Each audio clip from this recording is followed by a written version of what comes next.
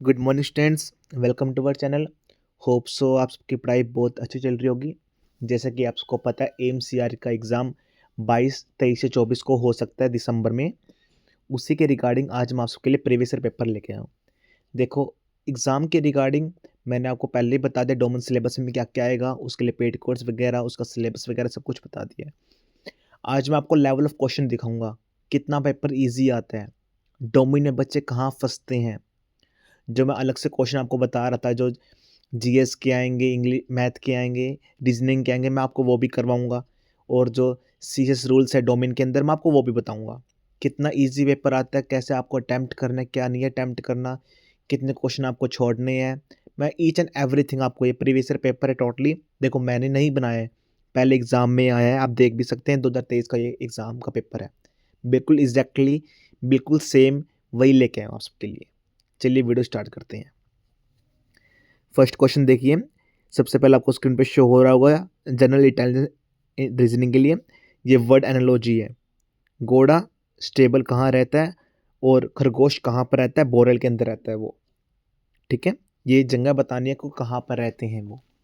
Second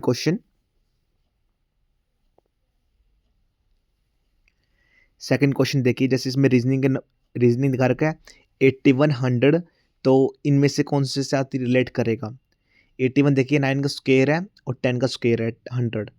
9 और 10 का square है, इसमें से आप देखिए स्क्वायर कौन से दोनों, 144 और 169, 12 और 13 का।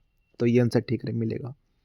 फटाफट आके बढ़ना, देखो टाइम बाउंडेशन तो है, हर एक सेट आपको 5 सेट मिलेंगे, 18 मिनट आपको हर एक सेट के लिए मिलेंगे, लेकिन पेपर बहुत ईजी आएगा।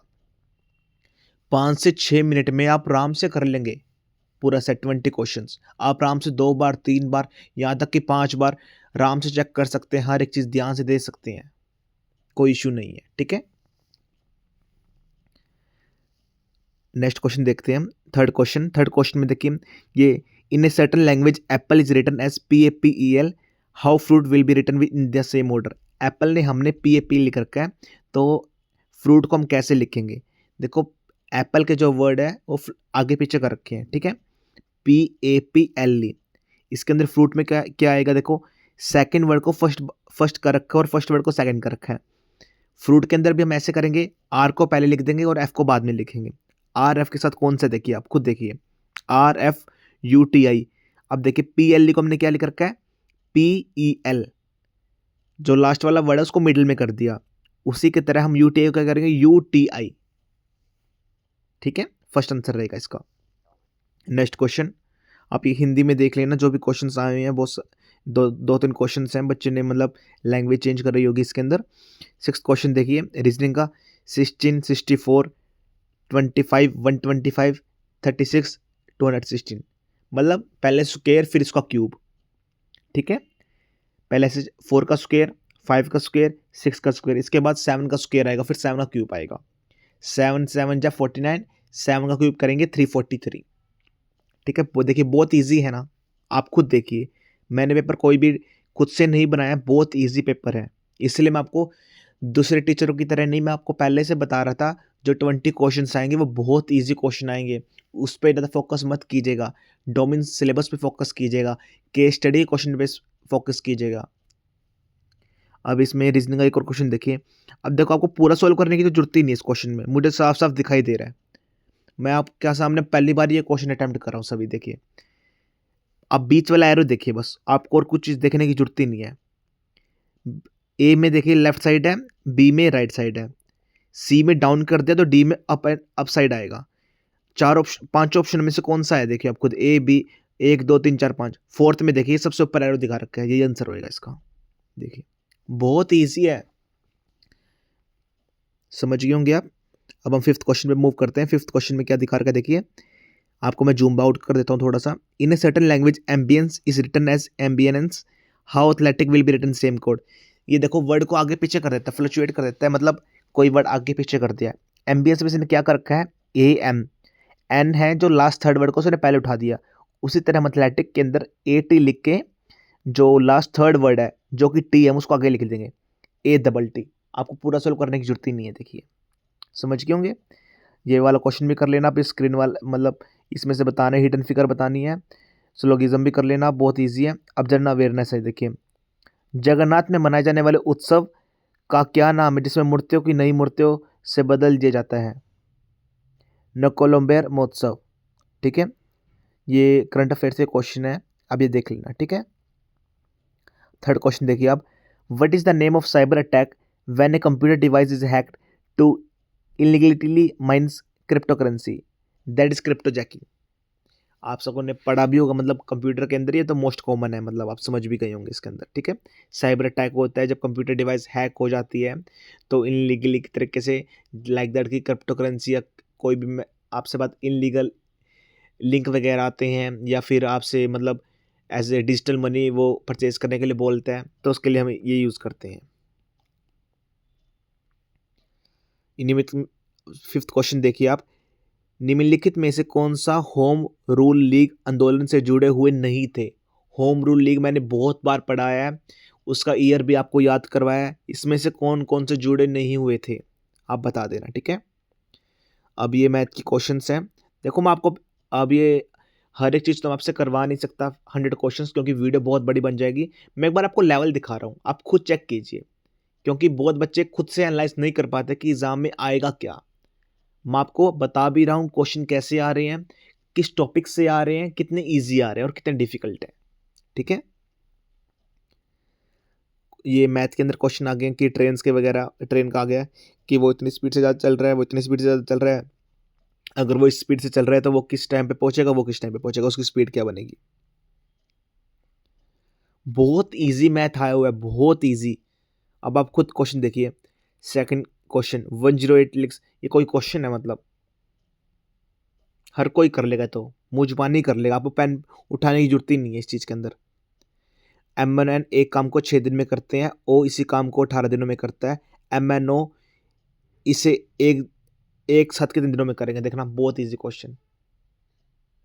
आप खुद बताओ, इसके अंदर कुछ करने की जरूरत है आपको? आपको पेन उठाने की भी जरूरत है? 6 और 18 का एलसीएम लेना है, 18 एलसीएम आ जाएगा वहाँ, उसकी एफिशिएंसी 1 हो जाएगी, उसकी एलसीएम क्या हो जाएगी, उसकी 3 हो जाएगी, उसकी 1 हो जाएगी, एमएनओ को डिवाइड कर देना, उसको इतना, एक दिन में वो इतना काम करता है, वो एक दिन में इतना काम करता है, एक दिन का काम बंद निकाल देना, बस ईजी।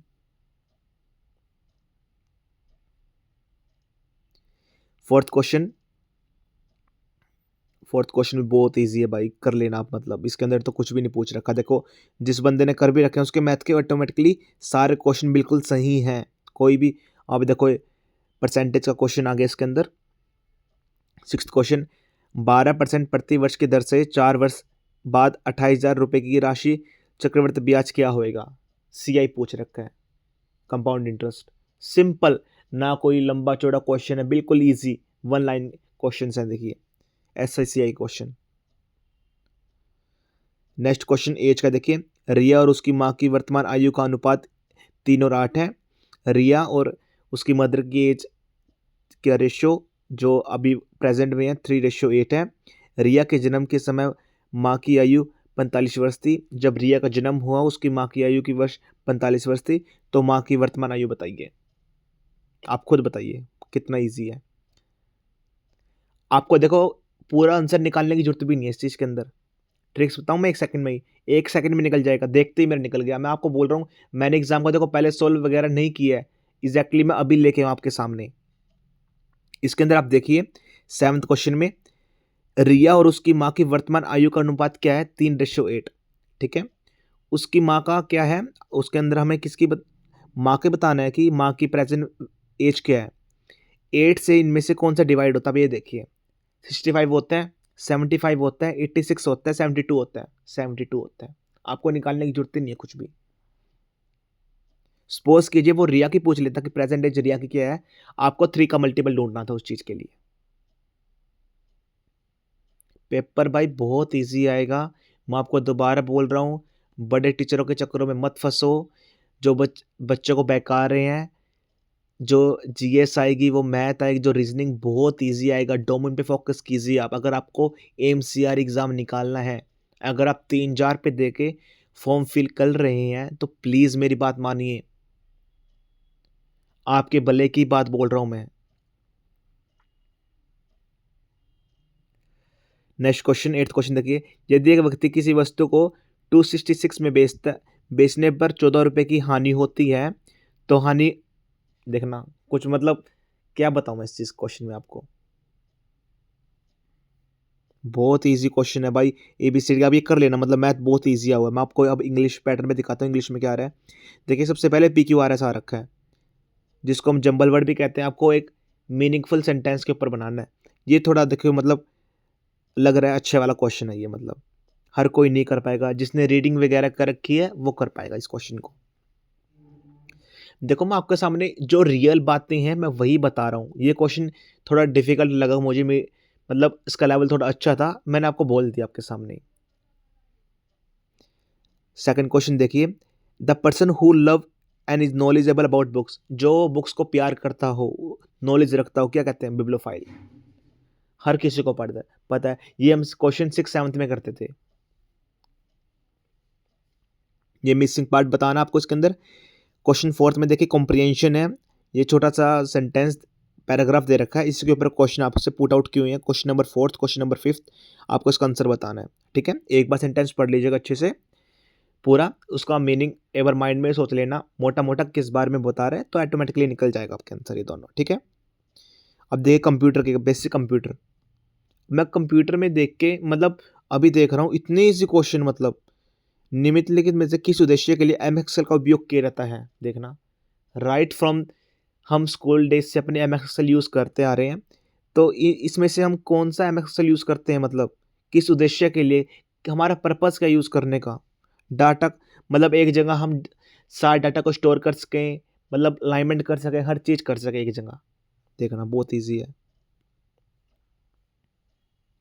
थर्ड क्वेश्चन देखिए, which of the following provide template and ideas for a variety of presentation? Auto content wizard. जैसे हम प्रेजेंटेशन बनाते हैं, कुछ भी लगाते हैं, PPT वगैरह कुछ भी, तो उसके लिए कौन सा टेम्पलेट प्रोवाइड करते हैं जो वैरायटी में देता है, मतलब समझ गए आप। फोर्थ क्वेश्चन देखिए, power how PowerPoint program is started. अब मतलब अब आप खुद देखिए इससे इजी क्वेश्चन क्या ही आ सकता है। पावर पॉइंट प्रोग्राम कैसे स्टार्ट होता है, मतलब बाय यूजिंग स्टार्ट बटन। आप ये पढ़ लेना, बहुत इजी में ये तो कंप्यूटर तो बहुत इजी आया हुआ है। User interface is a part of which of the following operating system. Auto some is one of the common feature which of the flowing. जैसे हम स्कूल में बच्चों के मार्क्स आते हैं, या हम जैसे रिपोर्ट कार्ड बनाते हैं, कुछ भी बनाते हैं, कोई डाटा बना रहे हैं, तो उसमें मोटो सम लगा देते हैं MS एक्सेल के अंदर। तो किसके अंदर यूज़ करते हैं हम ये? MS एक्सेल के अंदर ही बनाते हैं। फर्स्ट क्वेश्चन क्या था कि हम सारा जो डाटा स्टोर करते हैं कहाँ पर करते हैं? MS एक्सेल में करते हैं। देखना बहुत ईजी क्वेश्चन है।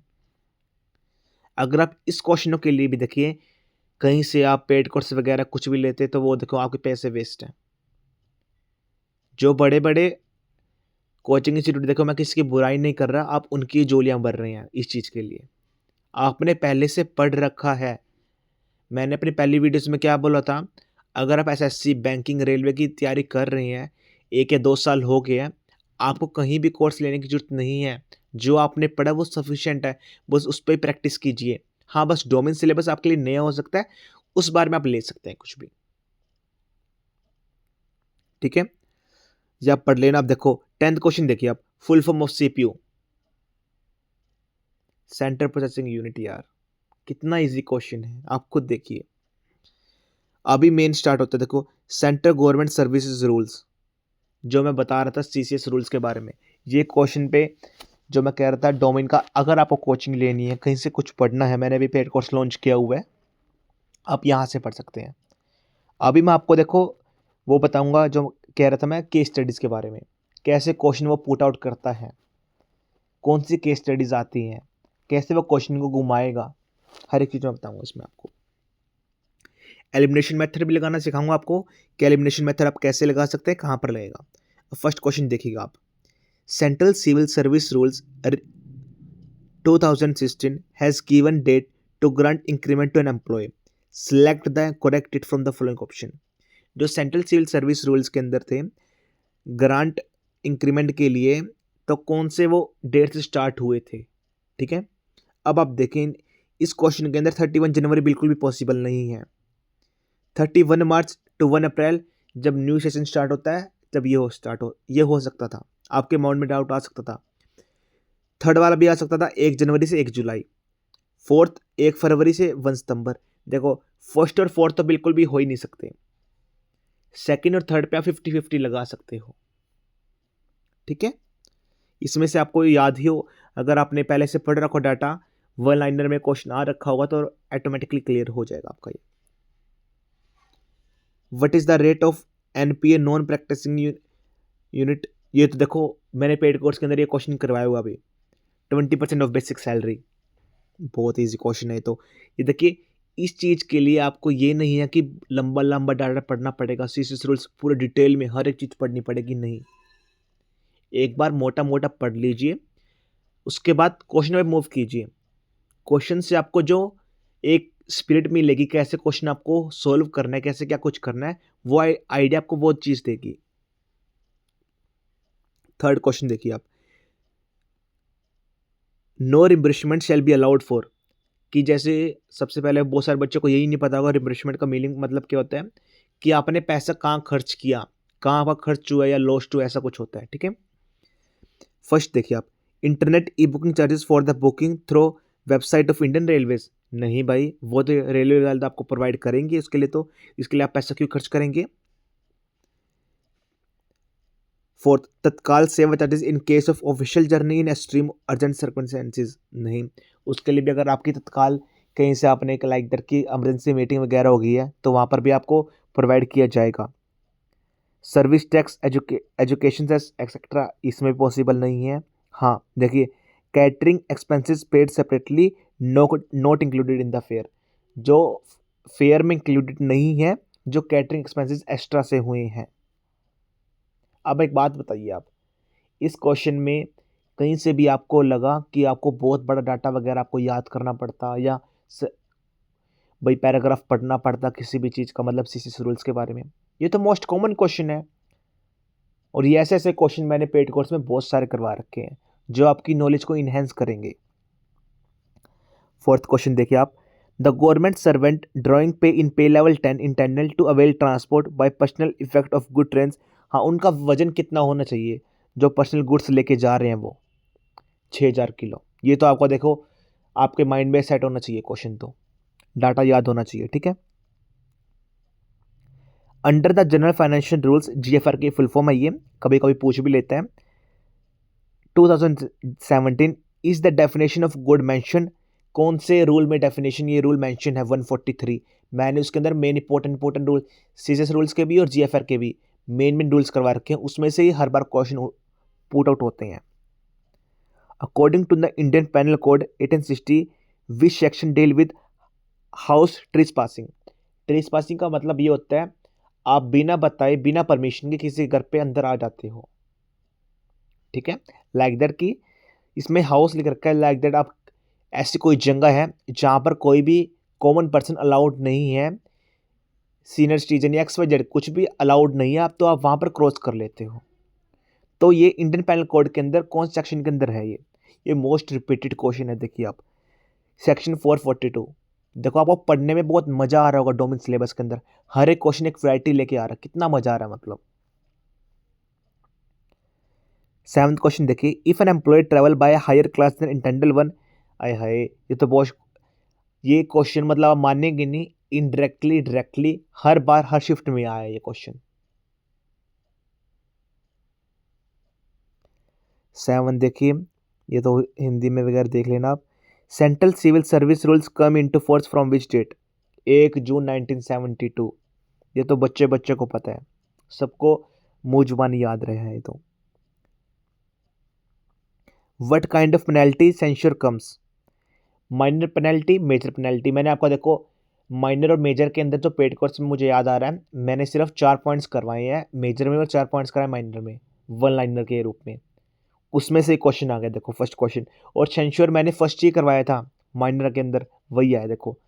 मैं अपने पेड कोर्स में बच्चों को बोल रहा था ना कि जैसे जो मैंने वर्ड आपको प्रोवाइड किए हैं कहीं पर भी आप इसको इग्नोर मत करना। अगर मैंने वन लाइनर की जगह एक वर्ड लिखा है पूरा, तो उसका बहुत इंपॉर्टेंस है, तो पहले वो कहीं कोर्ट में आया होगा, कहीं पे भी आया होगा, जब भी मैंने वो इंक्लूड किया है।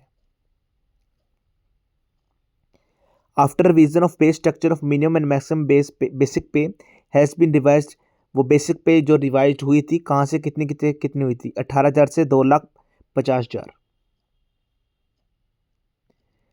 ये इनकैशमेंट लीव के बारे में क्वेश्चन है, देख लेना आप। बोथ हस्बैंड वाइफ कर सकते हैं ये, तो हाँ ठीक है। For how much duration a female government servant can be granted chilled adoption leave? 180 days, 6 महीने। देखो मैंने लीव के बारे में सिर्फ डेज के बारे में बताया था और आपको फुल फॉर्म बताई थी, और मोस्ट कॉमन क्वेश्चन 2-3 और करवाए थे। इसमें से क्वेश्चन पुट आउट हो जाएगा आपका। How CCA is understood in CCS rules in 1965? Classification, control and appeal. देखिए मैंने इसकी फुल फॉर्म बता रखी थी, मैंने आपको बोला था जैसे जो ईयर्स हैं वो याद कर लेना आप। CCS है, CCS के AKM वो सभी आते हैं आपको एग्जाम में। For the purpose of journey on LTC encashment class is determined based on grade pay, ये तो पता ही है सबको, मोस्ट कॉमन है। देखो इस बच्चे का भी ठीक है। The number of suppliers in a limited tender inquiry should be more than, sorry for disturbance, a government servant claim to leave is regulated by the rule is force in at the time is it is applied और granted. ठीक है, समझ गए आप ये तो question. A retired जज of high court is not allowed to practise law before the high court from which he is retired.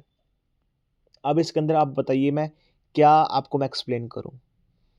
Question बहुत इजी है, क्वेश्चन के मेरे बोलते ही अपने आप आंसर आ जाएंगे अपने आप पे से। मैं आपसे दोबारा बोल रहा हूं, देखिए पेपर बहुत इजी आएगा आपका, ठीक है। आपको बड़े बड़े, अब देखो मेरे से कोर्स लो या और किसी से कोर्स लो, मुझे कोई दिक्कत नहीं है, आप कहीं से भी लीजिए। बस एक बात का ध्यान रखिएगा, जितने ज़्यादा क्वेश्चन हो सके आप उन पे फोकस रखना, ना कि थ्योरी के ऊपर। The Guwahati court has territorial जुडिक्शन over, कौन से ये स्टेट्स के अंदर है? असम, नागालैंड, मिजोरम, अरुणाचल प्रदेश के अंदर। ये 25th क्वेश्चन देखिए। Under general financial rule 17 a registered supplies are approved for a whole period between 1 to 3 depending on goods. कि वो कौन से गुड्स है, उसने बाद में कोई गुड्स और एक्स्ट्रा इंक्लूड किए हैं, नहीं इंक्लूड किए हैं, तो जो रजिस्टर्ड सप्लाईज है तो कब तक वो वैलिड रहती है उस चीज़ के लिए। ठीक है, वो गुड्स के ऊपर डिपेंड करता है कि आपको कौन से गुड्स हैं आपके पास। Demand of dowry is prohibited under rule 13A central civil service rules which act define dowry. देखिए मैंने सेंट्रल सिविल सर्विस रूल के अंदर अभी आपको बता देता हूँ, देखो पेड कोर्स में पढ़ाया मैंने, 3, 6, 9, 13 के आसपास हैं, मतलब 5-6 हैं। ये मोस्ट इंपॉर्टेंट है, ये मोस्ट रिपीटेड है, बहुत बारी आते हैं। अब इन चारों के अंदर आप डोरी प्रोहिबिटेड एक्ट 1961, ये तो आप ही लगा सकते हैं, मतलब इन चारों में से डोरी कौन सा है वही एक्ट आएगा 100%। ठीक है। A government employees for a specific type of leave like that, कि उसने कोई specific type of leave like that encashment leave या कोई भी लीव, सिक लीव या कुछ भी करा है उसने, then the leave sanctioning authority can not the leave, मतलब उसको अल्टर चेंज नहीं कर सकती। समझ गए आप कि लाइक दैट कि कोई एम्प्लॉयज है गवर्नमेंट, उसने कोई लीव करी है, ठीक है, कि मुझे ये वाली लीव चाहिए, तो आप इसको चेंज नहीं कर सकते। 29 the provision of sexual harassment of working women are covered in which central civil service rules? Rule 3C, आपको ये याद ही करना होगा, ऐसा कोई अल्टरनेट नहीं है। 31 appointment of meritorious sports person can be made to any cost in group C. अब देखिए जैसे ये होता है कि कोई अभी क्रिकेट वुमेन टीम है, ठीक है, जैसे फाली थी अभी, तो वो रोहतक से थी, तो उनको एक सरकार ने गवर्नमेंट जॉब देती है, ठीक है। या फिर कोई जैसे पैरालंपिक्स से ओलंपिक्स में कोई मेडल जीत के आता है, या फिर इंडियन स्पोर्ट्स टीम है, या कोई भी वो मैंने कुछ बढ़िया काम किया है, तो उनको गवर्नमेंट जॉब अलॉट कर दी जाती है। तो वो इसके अंडर ही एक बनाया हुआ है रूल्स कि कहाँ से कौन से सेक्शन में अलॉट की, group A, group B, group C. Group A में अगर उसने कुछ अच्छा अचीवमेंट किया तो ग्रुप ए, या ग्रुप सी, ठीक है।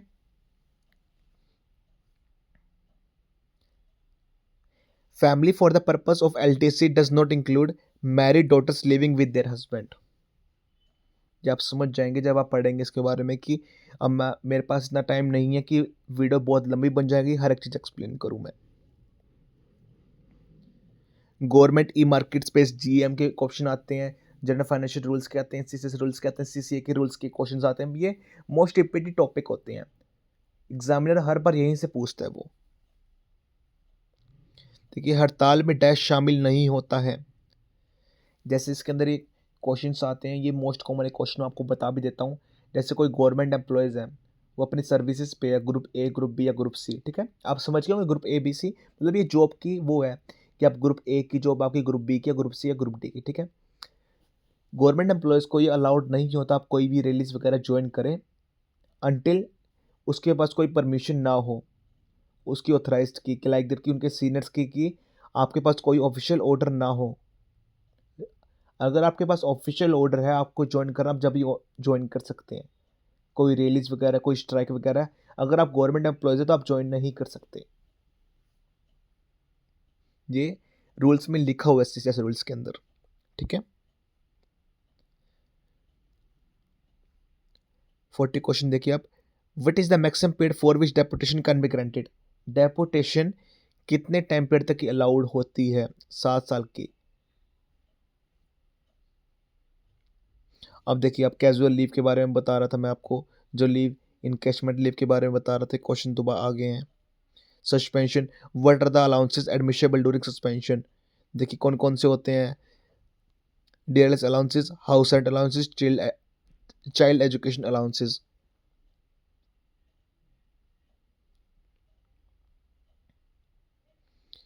What does rule 14 cover under CCS rules. CCS rules के अंदर क्या इंक्लूड होता है।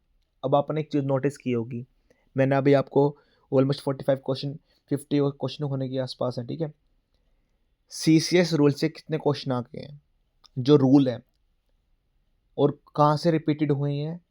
Rule number 3, rule number 6, rule number 3, 3 का A part, B part, C part, A, rule number 6, rule number 9, rule number 13, rule number 11, यहीं से repeat हुए हैं। मोस्ट कॉमन रूल्स यही हैं, हर बार रिपीट होकर यहीं से आते हैं, सिर्फ वर्डिंग चेंज कर देता है वो क्वेश्चन की, ठीक है। आप वीडियोस ज़्यादा लंबी ना बन जाए, आप देख लेना, ये पूरा क्वेश्चंस के सेट है, ठीक है। अब ये अराउंड 80 क्वेश्चन होंगे, ठीक है। ये मैं अपनी जो पीडीएफ है को मैं टेलीग्राम चैनल पे डाल दूंगा, तो आप सब अटेम्प्ट करके देखना, ठीक है। अगर किसी बच्चे को पेड कोर्स चाहिए, मैंने ऑलरेडी लॉन्च किया, आप ज्वाइन कर सकते हैं। That's all from my side, thank you.